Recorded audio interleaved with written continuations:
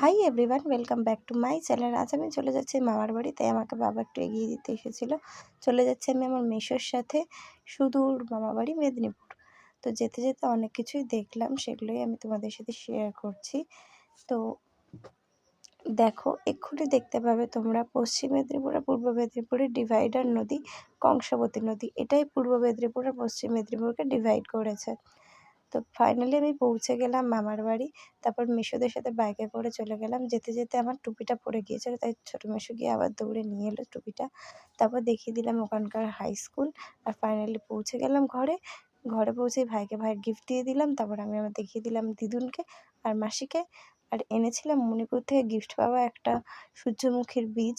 তো সেটাই আমি খুলে দেখিয়ে দিচ্ছি যে কীরকম বীজটা দেখতে হয়। এটা টেস্টিও হয় বেশ খেতে। এরপর ভাই বোনদের সাথে অনেক কথা শেয়ার করলাম। আমরা হাসি ঠাট্টা করে চলে গেলাম মন্দিরে।